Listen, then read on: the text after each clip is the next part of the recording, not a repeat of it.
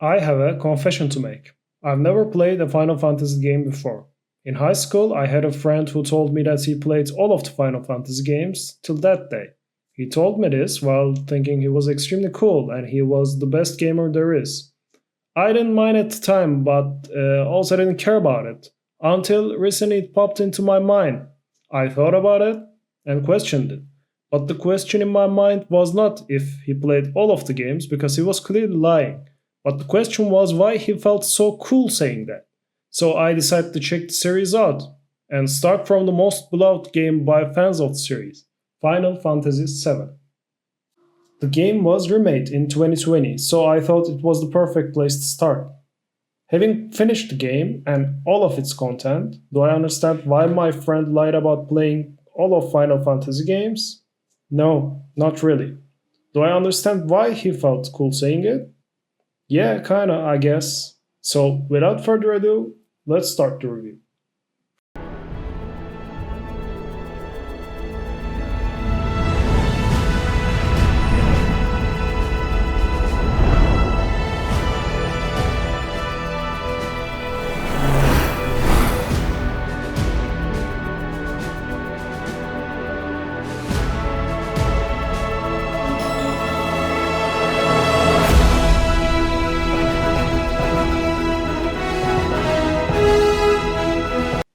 Final Fantasy VII starts with Cloud, our main character, an extremely skilled ex-soldier working as a mercenary for an eco-terrorist group named Avalanche.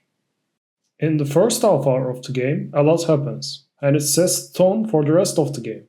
Avalanche guys want to blow up a Mako reactor which they believe sucks the planet's life energy out. You kill guards, some robots, kill a bigger robot, set a bomb, and get out. But the explosion and destruction caused is much bigger than anticipated. Cloud shook up, hallucinates about his past life, and we see the bad guy of the game, Seraphet, for the first time. But before going deeper, I want to talk about the world of Final Fantasy VII, because it is one of my favorite parts of the game. I don't understand why there are not more games which are set in a steampunk setting, but Final Fantasy VII really uses steampunk setting and some cyberpunk elements to it to its max. The world combines sophisticated technology with a rough industrial aesthetic reminiscent of machinery from 19th century. There are large trains, airships, and mechanical devices. There is a mega corporation named Shinra which controls the society and exploits it. In Midgar, the city is split between wealthy living on the upper plate with all the comforts and fancy buildings, and the slums below, which are overcrowded, dirty, and polluted. People in slums face poverty, disease, and limited access to clean water, often having to take dangerous or low-paying jobs just to get by. Big corporations taking advantage, harming environment, and creating social gaps are not a new theme, but when this game was first made in 1997, it was probably a new theme for gaming. Also, everything Shinra built is really big, really brutalist. It makes the player feel small and completely alone, which makes the player hold on to its in-game companions more. And this situation creates a camaraderie from the setting of the game. One of the best things that FF7 does is its characters, especially the four characters you play as. Cloud, Tifa, Barret, Aerith are extremely well written and have emotionally satisfying character progressions. My favorite time in the game was listening to these characters' incredibly written dialogues to each other. Barret, Tifa, and Aerith each share a unique bond with Cloud in FF7. Barret respects him as a comrade and leader. Tifa feels deep, childhood affection, and Aerith connects with him through warmth, curiosity, and a sense of destiny. Barret, Tifa, and Aerith also have distinct relationships with each other. Barret is a protective, almost fatherly figure. Tifa is a grounding friend who bridges the group, and Aerith brings lightness and curiosity that gently complements both, creating dynamic of mutual care, occasional tension, and shared purpose. But on the other side, I don't know if I am the only one, but I didn't really like the combat in FF7 Remake.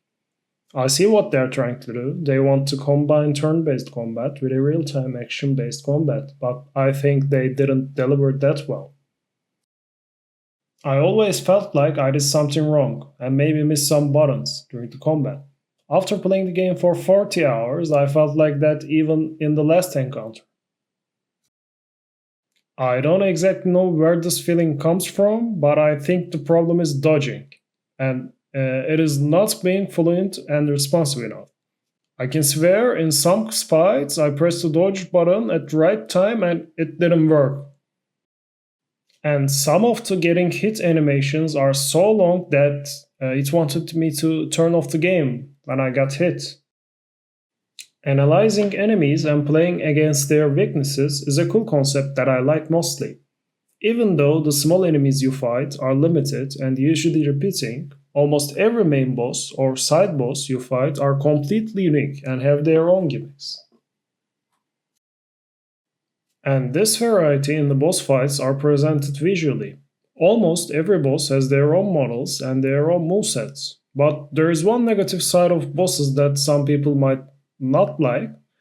They are incredibly bullet spongy. Even though if you analyzed your enemy and understood the gimmicks perfectly, some fights might take you almost half an hour to wrap up. And if you didn't understand the gimmick, it might even take you 1 hour, as it did for me with the Hell House boss. But I didn't really mind it because some boss fights were extremely cool and satisfying. Especially the fight with Shiva in mid game was one of the coolest fights in the game. The game gives you different options to build your character and companions. Unlike traditional RPGs with skill trees, FF7 uses a materia plus weapon upgrade system that gives you a flexibility to shape each character's role as tank, mage, support, etc. etc. But there is a small problem with that. You rarely group up as 4 people. Most of the game you play with 2 or 3 person comps. These comps almost always include Cloud, which decreases the significance of our building up characters other than Cloud. Yes, you can reroll your character skills, but as a stubborn guy, I don't really like to change my decisions. Even though now thinking maybe that's on me, not on the game. The story of the game progresses remarkably, combined with incredible cinematic storytelling. And with an incredible soundtrack, game gives you deep emotional moments. In contrast to this, the side content of the game feels mostly bland and uninteresting. You get quests from talking the NPC, kill some risking boss, and complete the quest. But there are not many of these activities, so it is okay in my opinion. I think they are there to help with world building and showing us, the players, the other sides of the Midgard. But they are not done great in my opinion. All in all, Final Fantasy VII Remake was a pretty wild ride. I absolutely loved the steampunk world of Midgard.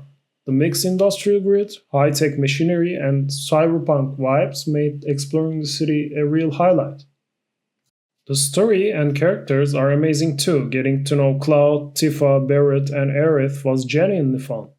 That said, the combat really didn't click for me.